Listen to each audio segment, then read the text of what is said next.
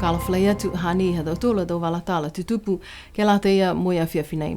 Whakamua a hane whae whakatūtala e tau takitaki he tau motu ko Niue mo New Zealand ke he whalua tau puhala whenonga vēwa ke he tau mga hui mua. Pihia e he talahau mai he komisina New Zealand ki Niue. Pihia lilifu ko Helen Tana ko e ua lai tau seanga ko amanaki ki ai. Whakamua ko e tau mata whakatuwhono whakalatalata ko amanaki ke whakangahua whoki ki ai. Ke waaki, ko e tau whakaholoanga mo e tau puipuianga ngahua, ke tau whahingahua malolo sino, si pihia mo e whahingahua mai tau tangata o mai mo e watu, ko e whahi immigration. Ko e tau whakatūtalanga he mga ahu nei, ke tau siai e tau whakaholoanga ke whakahangahanga mitaki, mo e mailonga e tau puipuianga ke he ngangao COVID hongfulu mahiva, ke aua au fia e tau motu ko Niue, si pihia mo e atu motu kuki ai lani, ke tau tangata ka whenonga e vēwa mai he motu ko New Zealand. Ka whakangahua mo e whakamōli e tau manakianga fō nei, koe uta ni ke he tau maweheanga kua talia kiai e tau takitaki he tau motu ne ua ko Niue mo New Zealand.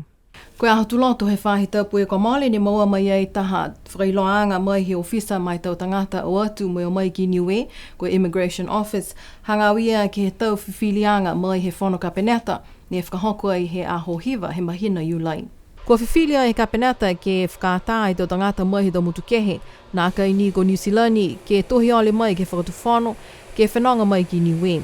Ko tau puipuianga ke nonofo kehe alau tōlu ki hongfulu mawhai tau aho ke motu ko New Zealand, si pihia whoki ka hoko mai ki Niue, ko e nonofo kehe alau tōlu ke hongfulu mawhai whoki e tau aho. Ka nāka e mahino mitake e tau whiwhilianga nei, ka kano ha kua whakailoa ke nonofo kehe atu ke he motu ko New Zealand ke hongfulu mawhai tau aho. Ka iloa ki ai ke tau mga aho nei, koe nāka i whakangofua he motu ko New Zealand e tau tangata mai he tau motu kehe ki New Zealand. Koe whakatāni a lau tōlu ke tau tangata New Zealand, mō lau tōlu ne kua maua e tau papa ke nonofo ki New Zealand. Talahau mai e hukui tohi kupu lahi he whakatuwhono, ko e tau whiwhilianga he kapaneta ke pui ke tau tangata kua manako ke whanonga mai ki Niue, mo nāka i whai talahauanga ke he tau puipuianga ke he motu ko New Zealand. Ko e tau hikianga fōu nei, kua whitāni he whakangahua ke he mga aho ne whakailoa ai he aho tōlu ngofulu he mahina iulai, tōlu e whahi tapu he talia ai he kapaneta he aho hiva he mahina iulai. Kua liu ai e whakatuwhono New Zealand, fuaki ai ono e miliona tāla ke he whakatuwhono Niue ke langamatai ai ke tonga hua he whakatuwhono ke lata ia mga ngao COVID hongfulu mahiva. Kua whakamōli ai e tau seanga nei ke he whalewhono he whahitapu kua mali. Kua saini ai he ki pule he tupe ko lilifu ko Crosley tātui mo e komisina fōu ha New Zealand ki Niue ko lilifu ko Helen Tana e taha tohi ma veheanga ke lata ia mo e tau tupe langamatai nei ke he whalewhono he whahitapu e kua mali. Kua whakaue atu ai palemia mo e whono ai ke pule ke he whakatuwhono New Zealand ke he tau tupe langamatai nei koe ono miliona tāla. Ko tau tupe nei ko whakamali ai ki lalo hifo he tau whakaholoanga ngahua New Zealand Aid Program Multi-Country Activity Fund. Ko amanaki ai ke whakamali tau tupe nei ke tau ngahua he whakatuwhono Niue, ne kua puhala atu ai he tau hokotaki he whakatuwhono ne whakahingonga Economic Response to COVID-19. Mo e tau ngahua ke he puipuianga he motu mai he ngangau nei. Ko e langmatai tupe ke ua kia nei mai he whakatuwhono New Zealand. Ko e tau tupe fuaki whakamua tōlu poini 7 miliona tāla ne fuaki ai he mataulu he tau nei.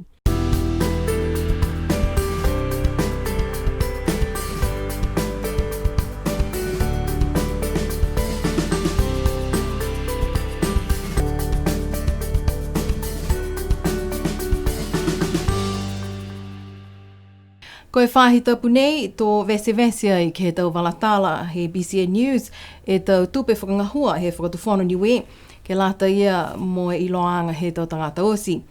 Tō whakailoa ai e tau amanakianga he whakatuwhono ke whakamole e tau whatiwhatianga tupe ke lata i mito whahingahua he whakatuwhono.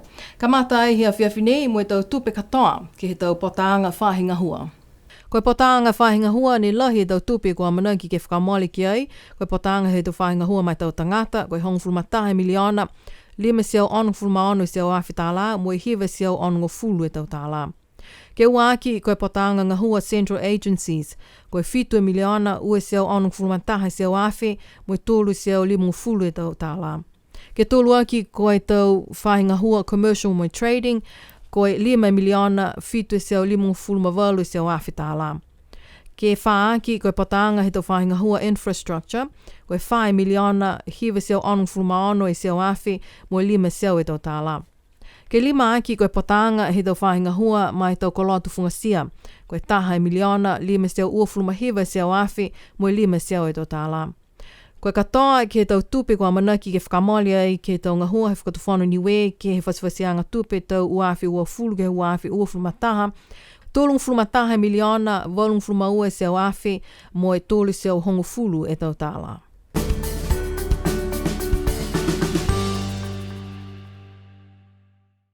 Nā kai la whai whakailoanga ia ke lata mo e tau tutongi ke lata mo e whakaholoanga mana tua tau puhala uta mo e whakawhanu whikau ne kua amanaki ke whakaonga ki ai. Kua whai mga hofoki he whakatali atu ke iloa koe whiha e tau tupe kua amanaki e tau tangata ke tutongi ke whakaonga ai he whakaholoanga nei. Talahau mai e taha e tau takitaki he matakau mana tua ko Ranulph Scarborough koe tau whiwhilianga ke tau tutongi koe uta ni ke he motu ko niwe. Pihia he talahau mai ia he tali ke tau huhu ne tuku atu ai e BCN News ke he matakau mana tua consortium hangauia ke he tau tutongi ka whakangahua ai e whakaholoanga nei. Pihia ia koe tau whakatokaanga ke tau tutongi ko amanaki ke tutongi ke he tau tangata koe uta ni ke he matakau Telecom Niue ke whiwhili e tau tutongi ia ke lata mo Niue.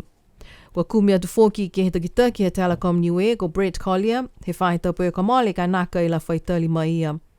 Koe tau whahe taupu kamale ne whakailoa ai he matakau manatua consortium ko amanaki e whakaholoanga nei ko e manatua ke kamata whakangahua he tau mga hui mua. Koe aho whaiu mu he whahe taupu kua mole ne whakahoko ai taha wheua whetoko laka pi tau a amo. Koe taha he tau whakaholoanga ngahua he whahe leo leo ke lata ia mu he lautula whakaholoanga ne whahingoa ai koe Cyber Safety Pacifica. Talahau mai e leo leo ko Paul Male ne takitaki e tau whakaholoanga mai aho koe toko walu e tau matakau ke he motu kua whetoko ai mo hukui ai walu e motu Pacifica ke tau wheua nei. Koe tau motu ko Tonga, Samoa, Kiribati, Tuvalu, Papua New Guinea, atu Solomona, atu Cook Island me motu ko Niue.